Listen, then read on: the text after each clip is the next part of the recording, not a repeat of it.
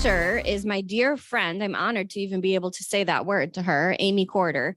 She is a Major General from the Civil Air Patrol. She served as the national commander and CEO of the Civil Air Patrol, which is a federally chartered nonprofit organization and the civilian auxiliary of the U.S. Air Force, which is headquartered in Maxwell, Alabama.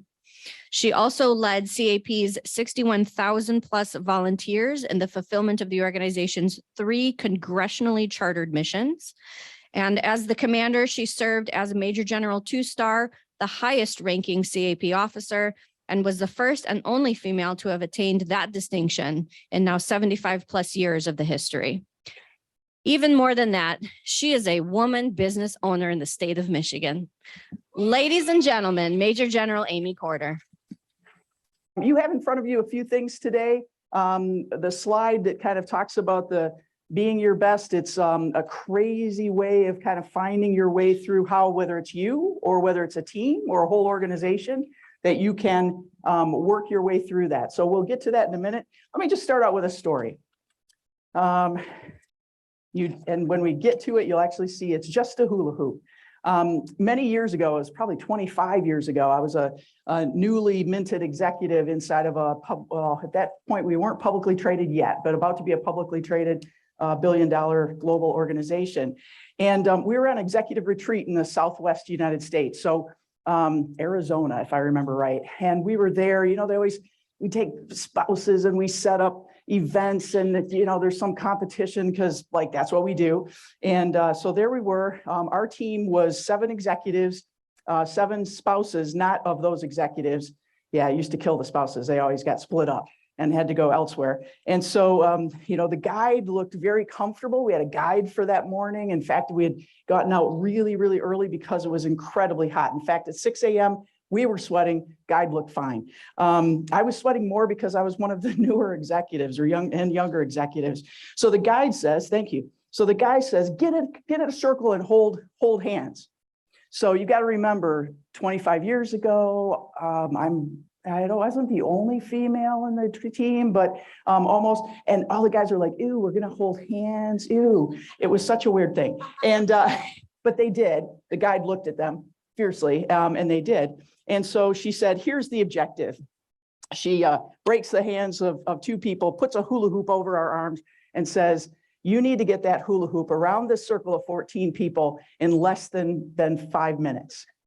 Now, without breaking the hands. So think about it, over the arm, up over the head, up to the next one. It's hysterical. Wish I had a video, but then we'd be laughing. You wouldn't be able to hear me.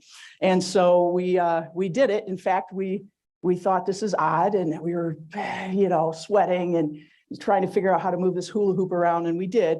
And 4 minutes and 42 seconds, we were so happy in the Arizona sun at 6 a.m. We high-fived. We were thrilled. She said less than 5 minutes. We did less than 5 minutes. And so the guy just stood there, waited for us to shut up for a minute, and said, you know, there was an executive team here recently that did that in half the time. You should try again. We were demoralized, but we did. So we thought for a minute, okay, well, maybe if we crunch down, so we're just kind of moving, we don't have to move it up and over that guy that's 6'3". Why is he 6'3"? And we'll figure all of that out. So we did. So it wasn't pretty. We fell. It was dusty. It was ugly. We were sweaty. We got through all of that. And it was, by God, 2 minutes and 15 seconds. And we thought, wow. And the guide actually said, nice. So we're wiping sweat off our brow, thinking we're good. Lots of smiles going around. And then they said, yeah, the guide says, yeah, but there was an executive team here over the last year. They were a lot faster. They could do it in half the time. What? So a little cursing, well, quietly, of course, a little brainstorming, and 4 of us were prepped on opposite sides of this group, this big circle, all holding hands still, trying to stabilize the hoop from moving, thinking maybe if we kind of did that, we could get ourselves through and scrunch the dude down that's too tall and all of that stuff. We went through all of it, and we were just over a minute. So we had absolutely just cut it in half again, and we celebrated, right? Oh my God, hooting, hollering. People who didn't want to hold hands earlier were now sweaty bodies hugging, okay? So we were thrilled. And as we did that, the guide, Wanley, is standing there. I'm looking at her because I'm like, no. And she says, Yeah, but a year ago, there was a team that did it in half that time. What? So the word impossible was being thrown around a lot, more cursing, now not quite so quietly. And it was off the rails. Like the executives were, and the spouses are like, I don't want to get my executive, fired. So they're just being nice. And there we are all trying to figure it out. And not trying to figure it out. There we are all complaining about having this pressure that we thought was insane. And I said, so what if we stabilize the hula hoop and move ourselves through it? So what happens is no one hears me except the guide, and because they're all screaming and yelling, and I'm over there like I'm still holding the hula hoop going, got to be another way.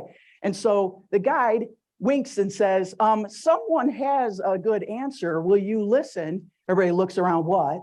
And I said, well, I wondered if we need to just take a step back and look at this totally, totally differently than we ever have before. We've been trying to get this hula hoop around the circle.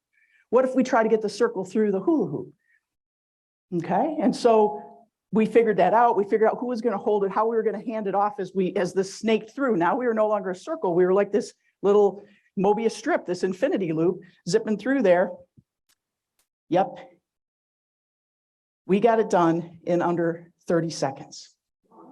So there we were from 4 minutes, over 4 minutes to under 30 seconds, over 8 times improvement, right? Wouldn't we be thrilled if we could do something, if we had an 8-fold increase in revenue, woohoo, right? If we had an 8-fold decrease in the time it took us to build our products, woo, right? Everything would be lovely. So we would be ecstatic with that. Remember though, we were pleased with that time of 4 minutes and 42 seconds. We felt pretty good about that, right? We felt really good when it got to 2:15 and we were celebrating, right? Without the external pressure, we would never have improved. We would have said, we did it, we got it, met the objective, check the box, we're done. So later that day, the CFO who was on our team came over to me and said, hey, just want to understand, why was it that you were calm and still working on that problem when the rest of us were, quite frankly, pretty pissed off about it?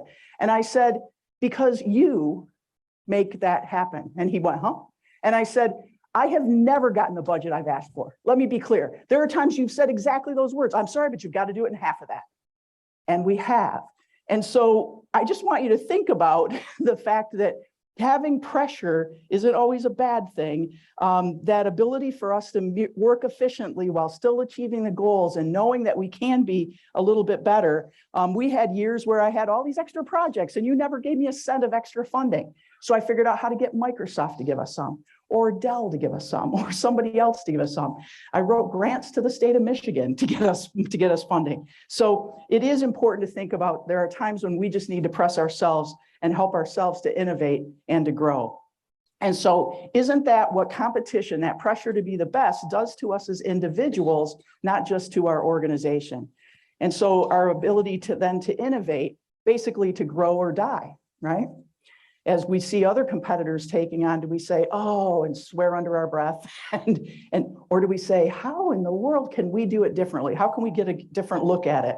So I think it's important for us and for those around us that we encourage all to be your best. The next slide is going to take us to a cool picture that is going to have being our best starts with a decision. And so whether we're an individual or a team trying to be our best, we really need to change the minds of each individual. In the example that I just used in the hula hoop, if some of the people would have sat down in the dust and said, forget it, I'm not doing it, we couldn't have succeeded, right? So we had to get everyone to say, okay, we're going to decide to be our best. We're going to move forward to be our best. And so for 20 years, I served leading teams in a global publicly traded company. I was also the tip of the spear in business continuity. Those are just nice words for disaster recovery, let's be clear.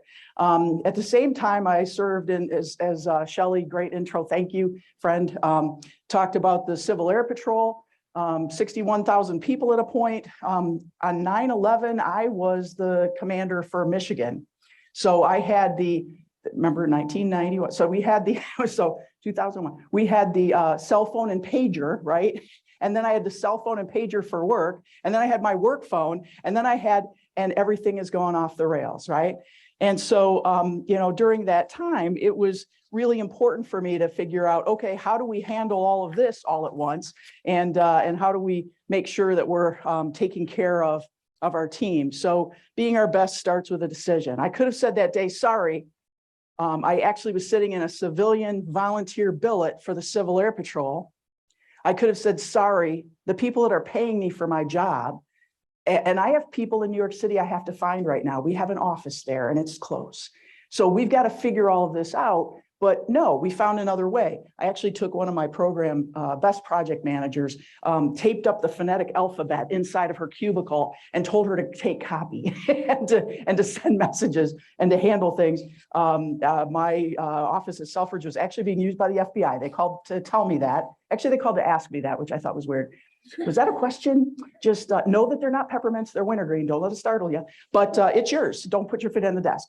And so, you know, as all of that is happening, that incredible pressure, what we learned. I remember that project manager coming back to me later and thanking me for that. I thought she was going to kill me, and thanking me for keeping her focused and keeping her on task with something to do. Something that sometimes we always need to think about when we are under stress, when we do have a stressful situation.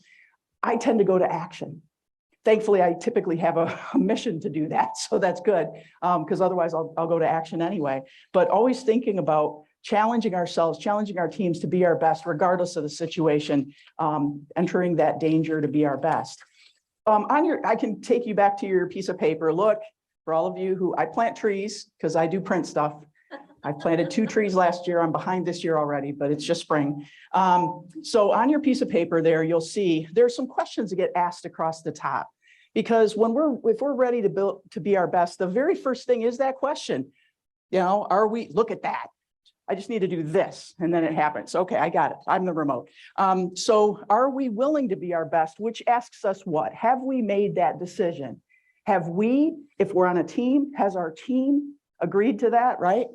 The next question, where are we going? Have we created a plan? So we just want to be best. What does that mean? Like we have to go find out what we need to do to go there to be different. This could be we're going to take on a project that's going to improve what we're doing. This could be, I'm going to learn how to have a forehand on my non-dominant side playing tennis. Yes, I did this year, this year. It was so much fun. And so just decide, like, what are we going to do? What are we going to do that's going to be different and better? What are we doing? Now, rocks. Who's familiar with rocks from either Stephen Covey, Vern Harnish? Ever heard that? Okay, you and I, we're a team. No, so rocks are a really cool concept. See, I should have brought think about a glass cylinder we can see through, maybe a vase, okay? And if we have rocks and pebbles and sand and water, sounded familiar? What happens if we put the water in and the sand in and the pebbles in, and now do the rocks all fit? No, it's really weird how that just doesn't happen. Yet, if we empty that out and try again, and we put in the rocks first, the bigger things, get that stuff started, get it into the vase, put the pebbles in, they all sift through, right, and fit in. The sand sifts through. Pretty sure those are emails, by the way. And then water, definitely phone calls and people at my office door. So if we put everything in the right order, amazingly, it fits in the same capacity. So rocks are the most important priorities that we can do in typically as I'm teaching it to business leaders, to executives, I talk about for the next 90 days. So for the next quarter, most important, 3 to 7, whatever it is, things that we need to accomplish. So when we set a rock, we're taking a part of our plan, right? And we're putting that into action. And so we're getting ourselves that ability to focus in, right? And with whom, you know, do we have times when we don't get to select people who are on our teams? How many people have been stuck with someone at work, at school, in your neighborhood, in your family? Okay, now all the hands are up. Okay, so just kidding. Those of you who didn't, sorry. But that aren't necessarily all aligned with us. So what if, again, my hula hoop example, if people had said, no, done, sweating, dusty, fell down the last time, no way, not trying it. right? We wouldn't have the aligned motivation to move forward. If we didn't care about being our best, we all had some competition with, I think there were 5 other teams or something, 4 other teams probably, doing the same work. So we wanted to have the best time. By the way, we did, just saying. And so if we wanted to have the best time, we align what we're doing, the way we're going to do it. We're willing to work with each other. We're willing to even hold hands and later hug. What are we using? Well, do we have the right skills? Now, we did have someone who was a little bit differently abled, and we had, nobody said, oh, I'm sorry, you come in. We don't want that person because they're going to slow us down. We said, no, let's learn from them. How can we do this better? And there was a little bit of that that I think helped me think about, well, what if the hula hoop stays and we help the people through?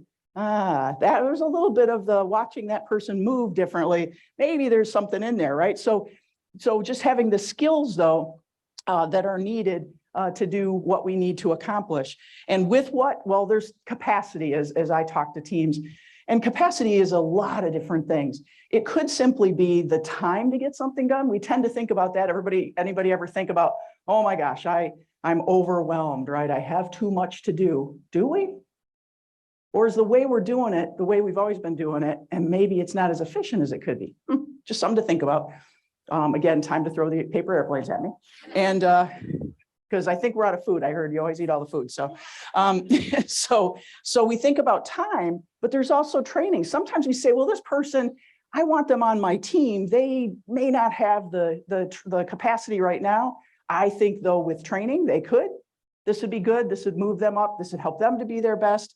So they would get the skills. And then there's all those crazy EIOs at the end here, right? IQ, right? Intelligence quotient. Do they have the intelligence to do this? Do they have the EQ, the emotional intelligence? Are they going to be able to work well with the team? If they're going to understand how they impact the team and how they can help the team be better? And a newer form of this is the cultural intelligence or cultural quotient, knowing how we can integrate diversity, equity, and inclusion into what we do to help give folks the opportunity to not only be in the room, that's diversity where we count people, but to also be included where people count, they can get, their voices heard. And then in equity, it's giving them what they need to have their voices heard, not giving everybody the same thing. And so that cultural competency is really important as well. Lastly, accountable for what? Hey, I'll tell you now, we're going to go to the next slide in a couple of minutes. Okay, so see, we're learning, just saying. All right, so accountable for what? What expectations? She's doing great, thank you. What expectations and communication do we need? Because if we're not in a position where we can tell people, hey, we're going to expect this out of you, that guide, yeah, under 5 minutes. I was so mad, you told us under 5 minutes, then we hit it. And then less than that, less than that, less than that, again, reminded me of the CFO's budget. Amy, you can spend, oh no, now you can't. We had something change, really? Okay, so thinking about the answers to all of those. Well, if you look at your paper, that's what we're gonna be looking at now on the screen someday in a minute. What I think is important, it's all good, it's all good. The majority of my career was in technology, so it has now been a complete presentation when we have technology challenges. We always said, we know we've done it well now. When the tech is not our friend, it's all good. So if you look at your piece of paper there, you'll see that there's different areas, right? Thank you, great job. That we have some questions in vision. Remember I asked, are we willing? Have we made the decision to be our best? I've said, dare I? Does this have a? Oh, I think this is actually dead. That's why. Nope, you just can't see it. Are we willing? Decision to be our best. Where are we going? Plan to be our best. What are we doing? Rocks to be our best. Those shorter plans. All of that is really kind of the vision and direction, right? Then people in leadership with whom aligned values and motivation. The team who is us. They may look differently, have different cultural elements than we do. All of that stuff can be different, but we need to align our motivations and our values. And then using what? The skills that they need to be their best. and that we give them with what the capacity, maybe training to get there. Maybe they already have all the other skills they need. And then accountable to what? What are we trying to count? What are we trying to qualify and quantify to make sure that we get there? And what communication it needs to be in place to make that happen. So that's how you read this chart. If we do all of that in that, I have no idea what that color is, apricot. If we do everything in that, then what are we going to achieve on the right? The behavior we achieve is best. Okay. What happens when? So I did say my assistant put this together because if I did it, you wouldn't be able to read it. I said, go back to like a Batman comic and where it had pow, kabam. Yeah, that's what I want in there. If it's missing. So what if the decision is missing? So everybody is saying, yeah, plan, I got it. Sounds good. Rocks, yep, I got it. I can do that. Team, yeah, we're all together. Skills, got it. Capacity, okay. Results, we know what we're going to accomplish. We actually get a lack of change or less change than we should because we didn't decide we actually wanted to go on this journey. So it doesn't matter if we have the plan. It doesn't matter if we have the skills. If we haven't had that decision, that mental implant of we're going to do it, we don't get there. Similarly, if we are missing the plan to be the best, we've decided we have the right rocks, the team and all that, but we get some chaos because where are we going long-term? I don't know, but we're doing this. So are we moving? Yeah, but not consistently and efficiently in the best direction. And then if we're missing the rocks, so we know what the big plan is. So here's your annual plan. Go execute. What happens to that? If we don't break it down, we tend to end up with procrastination. So back to the rocks in the cylinder.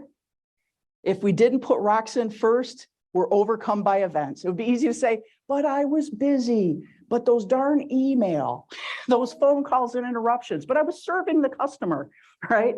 Instead of saying, no, every week I'm going to get a little bit done on that longer term vision. That's going to be the rocks that head us toward the plan. So that's where we get some procrastination. Maybe we do fine in the first quarter. Typically, that's what I see from clients. They'll do fine in the first quarter, but then we kind of lose it. The rest of the year, not so much. Pretty soon we're at the end of the year. So breaking it up is important. If we don't have alignment on the team, again, we can have a diverse team, but we have to have the value and motivational alignment. If we don't have that, we get resistance. Why? Because I don't know. I don't want to work with this. I don't know if I'm with you on the journey. I mean, yeah, I decided I want to be my best, but not the way you want it, right? So I feel differently about it. So when we're missing skills, we get frustration, sometimes anxiety. When we're missing capacity, I use the term hitting the ceiling. Why? Because we all say we're busy. We all say we're overwhelmed. All of that stuff happens all the time. We really need to look at it and say, though, this is different than normal. I am stuck. So I literally use that as a term, hitting the ceiling. We can hit it as individuals. I've got so much going on. Hey, I was in Casper, Wyoming yesterday, stuck. So I'm glad I got back. I could have said, hey, hit the ceiling, sorry. But I did say hit the ceiling and had, thank goodness United Airlines helped find some flights once the weather cleared. And so they did make me run through an airport though. Did I say that? Okay. It was good for me with my backpack on. So we have hit the ceiling and where we're just kind of get stuck because we're just trying to figure out all the parts and pieces. And then lastly, if we're missing the accountability piece, so we don't know exactly what the results are supposed to be. We got the rocks, we know that, but what's it going to look like when it's actually done? If we don't have that, we have a lack of accountability, which sometimes people will call neglect. If we say clean the room, but we don't say, oh no, all the tables need to be back the way they were going to be. Oh wait, all the trash is outside. Oh wait. So it's the little things, right? And so here's how you use this crazy chart. Fold it up in an airplane. No. How you use it is look in the behavior on the right column. So if you're trying to change something in yourself, if you're trying to change something with your team, if you're putting a new project in place, if you're doing a cultural, I'm adding some more people into the team, how am I going to make sure that all fits in? Look at what you're getting in the right column. And it could be a combination. So if you feel like, Amy, it's a bit of chaos, but then I've got some people resisting, guess what? If I got chaos and resistance, I'm missing the plan or not understanding the plan, and I don't have alignment of my team. Okay, so you can look at it as one thing or multiple. I've used something similar to this forever, for decades. Actually, before the hula hoop thing, because like I already had to figure out how to move people forward when we didn't have budget and didn't have capacity. So we figure out how we're going to get there. So I hope this is helpful. This is really about this. Does this resonate? Yes, very much. Any questions on that? You'll have some later. It'll be good. So, dude, oh, and she's on it. Look at her now. Look at her go. Thank you, Kelly. So I'm moving now into thinking about how we build that team, get those motivations, do all of that. How do we attract others who don't see things the way we do?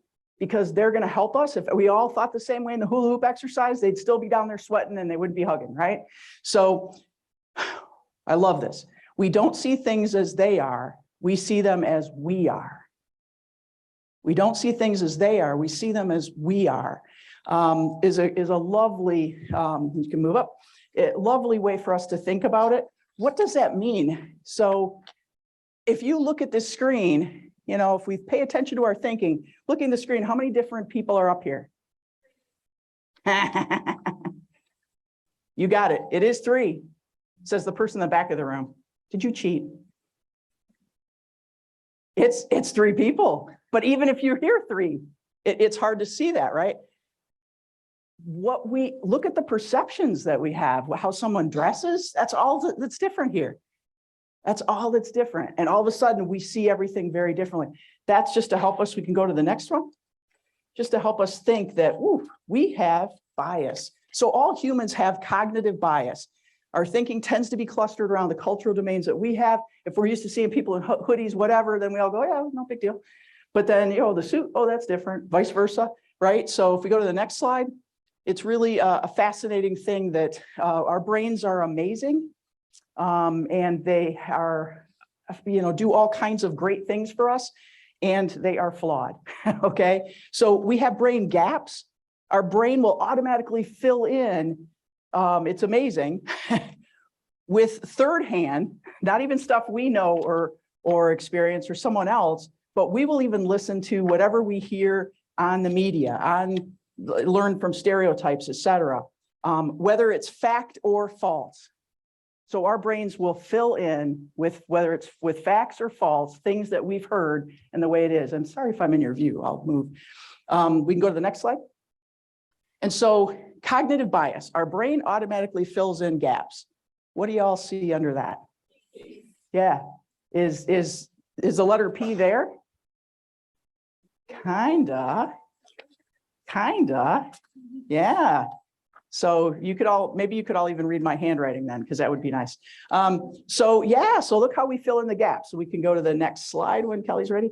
And so this is a little exercise. In the back, it might be a little hard to see this next one, but I'm hoping it helps. So a quick exercise in unconscious bias. Our brain does this for us. Can you read the paragraph? Yeah, thank you for reading that. Yeah. Everybody get there? Fascinating? Yeah. And so that's our brain at work. Just know that it's amazing, it's awesome, and it's flawed because it will put in what we're used to, right? It's going to put in, we see how we see things, right? We see through the view of what we have recognized. So we don't see things as they are. We see them as we are. We're used to that. Perfect. And so crazy, got to have a cartoon, right? Got to have a cartoon. So in the interests of fostering diversity, we're abandoning our birds of a feather policy. Okay. So obviously it's not the way to approach diversity, right? It's yet it happens from time to time. Have you noticed? Well, okay, we're no longer going to call it the guys club. So now women can fly too. Or right. Those things get said. Things get said because we're like, okay, we're breaking that down to put in something else. What we need to do is kind of start over, back to the hula hoop, like start over, think differently. We need to have our core values aligned, yes. But diversity plays a very large role in the way that we can include others to help us get to our goal and get where we need to be. I was honored to lead in the Civil Air Patrol. You've heard a little bit about that. I'll give you an example from that was fascinating. So I'm the national commander at this point. I'm leading whatever, took it over at 54,000 people, took it up to 61,000. We've been bleeding about 1,000 members a year.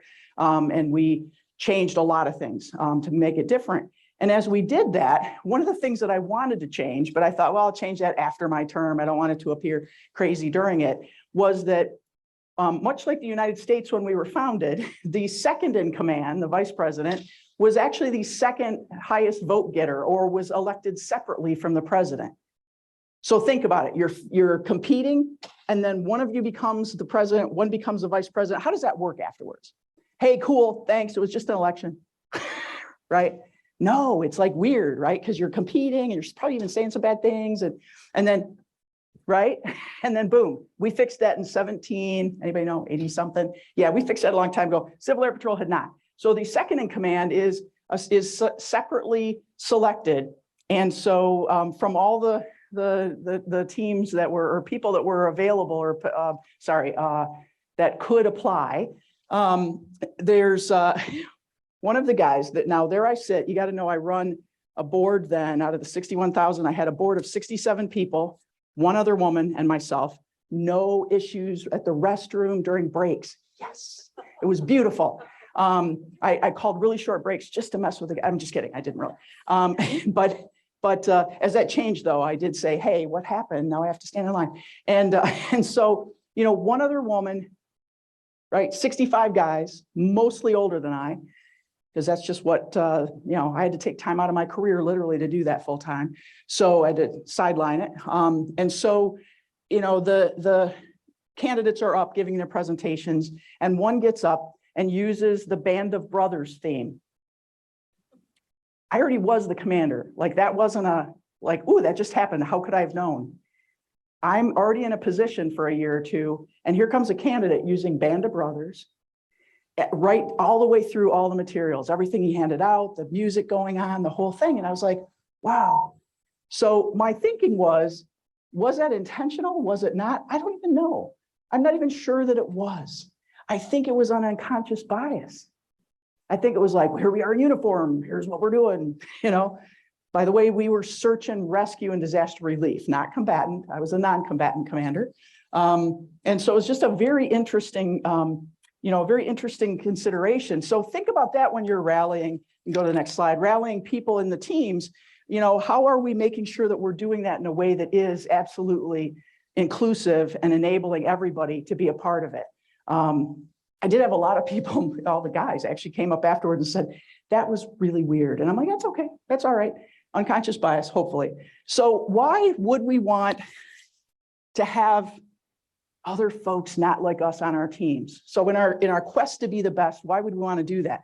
Well, for anyone who points out that, multicultural teams don't perform as well, this is the bell curve, where monocultural teams that are more alike, it could be color, it could be gender, it could be all kinds of things, right?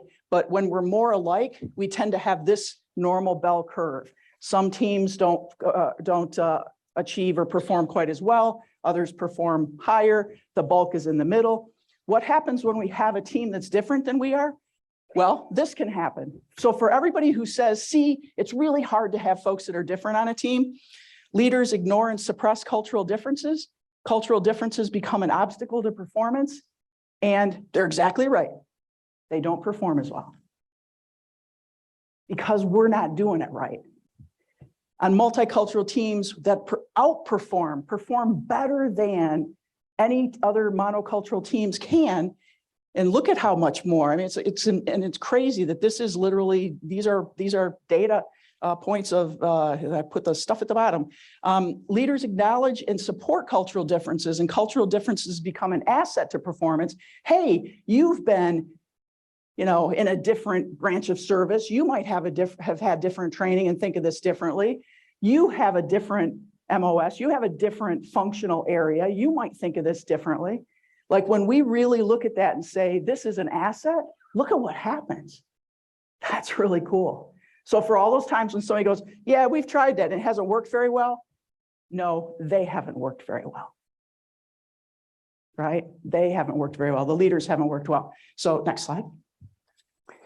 And so just a quick look at this. This is kind of a fun thing, kind of a different than we often think about intercultural development. So if we're trying to be culturally aware, the monocultural mindset, you know, the lowest point there is denial. Yeah, I'm not racist. I'm not this, I'm not that. I don't even see it. I'm colorblind, right? Have you had people say that? Okay. So that's denial. Polarization is where, hey, I see it, but I think it's wrong. You know, I don't think, you know, I've had people say, those people don't belong. I've had them say that about me. Those people don't really. Let's talk about that. So they're polarizing. They're actually creating this strife. They're adding to the stress, not the stress we want to be our best, right? This is the wrong stress. Minimization is where most of the world lives. Well, most of the United States lives in minimization, where we de-emphasize the difference. It's okay. We're all alike. Are we? No. No, we have great, cool things that people bring that we don't even know what they are until we find out, right? Till we learn from them. And so minimization isn't where we want to be, but that's where we usually are. Most of the United States thinks that we're in acceptance. So the good news is we're trying. The good news is we're trying to make it better in our minds, but not always in our actions, right? And so acceptance is where we deeply comprehend the differences and we figure out how to best use those to have that best team, right? And then above that is adaptation. I'm not an expert in this. I lead a board committee that's literally working to have a board not just look different, but act different, be different. And we're, you know, it's very much like normal. And there are percentages. It's something like only a couple percent of the US will actually be in adaptation. Only 5% will be in acceptance. The bulk will be in minimization. And similarly, it's a bell curve, and on the left side, not as much. But so just, you know, just know that that's the case. What should you take away from this? Maybe that most of us are minimizing all the time. Let's try not to do that. Let's try to be better at accepting and learning and adapting. And so if that's a takeaway that helps, I wanted you to know that. Next slide, please. Look at her. All right, so quick thing on Civil Air Patrol. I just wanted to share that, and you can flip to the next slide even. The concepts that I gave you about being your best, I really put in place. So I am the one of two women in the top level of all of Civil Air Patrol. The other one was a state commander from Kansas and is now 10, 11, 12 years later is a brigadier general. So she's a 1-star. So she's made it to the vice commander role. So it's really cool. But on my watch, a lot of things changed. So let me tell you, just from a cultural perspective, because we just kind of came off that diversity thoughts and considerations. The gentleman after me was the first African-American commander in the Civil Air Patrol. The gentleman after him was the first Hispanic that made it through a term. So these are, you know, did I hand select them and say, you're different than I am here? I said, no. Let's open it up. Let's make it equitable. Let's get people at the table. If you're not at the table, you can't move from there. On my watch, we changed a lot of things, though, that were very systems. So I would tell you, don't say, okay, that chart you gave me, I don't know, it's kind of weird. Don't use it. Don't say, I'm only going to use it for this or that. I use it for everything, whether it's putting systems across the nation. I'm looking and I'm getting like this fits and starts. I'm getting that kind of, and I'm like, whoa, we got to back up. Use the chart. What does it tell us? And we put pieces in place. Somebody was missing communication. We weren't, you know, setting the right expectations, whatever it might be on everything. So during my 4-year term, we put financial systems across the nation and got the first unqualified, or that's considered A+ audits ever in the 70 some years. General Schwartz in my outbrief tapped my shoulder board, my epaulette, with the financial report. If I hadn't had poison ivy under it, would have been nicer. He did. I was like, don't touch me. And said, you know, good on you. I know how hard this was, because I had to convince 2,500 squadrons that I wasn't taking their money. Oh, by the way, it wasn't their money. Let's start there. And, you know, and we needed to get it in a system, right? And in fact, we found millions of dollars we didn't know we had. We can't put that to good use if we don't know, right? So we found we could invest some things. Aircraft maintenance, 552 aircraft. We're going to consolidate the maintenance, put it across the organization. Everybody thought I was going to take their planes. I said, no. If we do this, we'll be good. We'll have better maintained aircraft. It actually cost us less than to do that. Those are dollars we can put into training and flights and all kinds of stuff. But if you don't want to do it, now I want your plane. So, all right, I didn't quite do it that way. All right, with one guy I did. But the other 551, that was good. So, we did a lot of different things, public trust selection processes, so we wouldn't have Band of Brothers playing during it. So all kinds of cool things. And next slide. And so just know that it works whether you're talking about creating teams, whatever it is that you might be doing. We're just going to kind of buzz through this quickly. Equality is not equity. Equality means here that every kid gets one crate. Not so helpful for the shortest of them all, right? What is equity? We give what somebody needs to be able to do what they need to do, right? Yeah. And in that example, we're using the same resources even. Like this doesn't cost more. So this is, oh, you might need to click. Nope, yep, one more. So equality and equity, for those of you, I have a math minor. So for those of you who need it, treating everybody the same, that's equality, equal. Equity is getting everybody the same starting place. It's fair. It's a function of what we do to X to give them the fairness, right? So next slide. And so loving your life, I'll just leave you with this. I've given you, there's a fun flyer there about, next slide, about what I do is help teams to see if we share the vision across the organization, if we get traction by telling people what's needed, we have the plan, the rocks, the expectations, we end up being healthy because we now can say, you know what, I screwed up. I missed that. It's clear. Everybody knows I missed that. I'm hitting the ceiling. I need some help, whatever it might be.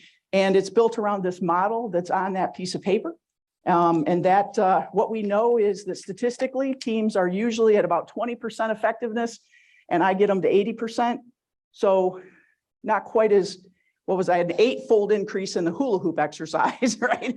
This is only 4, but I'm still aspiring to be better. So what are the best ways to, do your best and love life, decide to be your best, choose which one you're going to take, get ready to be your best, use that as it helps you, and use a system. And I think Shelley might even use a similar system in what she does. She does, it works, it works.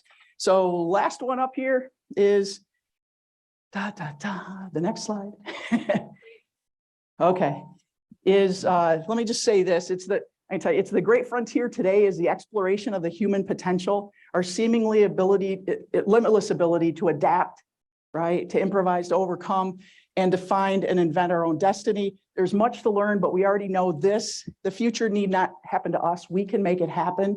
I hope you will all take this, be your best, make it happen, love your life. Thank you.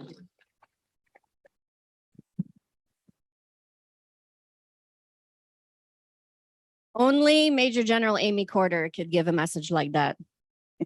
Incredible, absolutely incredible. You can't leave the stage, ma'am. Oh, hey, I do have a few of these books. You can use this to help you. Traction, is good for whether it's career, yourself, et cetera. And I have a few of those. And if you need more, let me know. The EOS system that Major General Amy teaches, I do implement in my business, as well as the Women Veteran Strong program runs off of it. So feel free to talk to me if you are interested. Or just talk to Shelley. Go ahead and pick a door prize.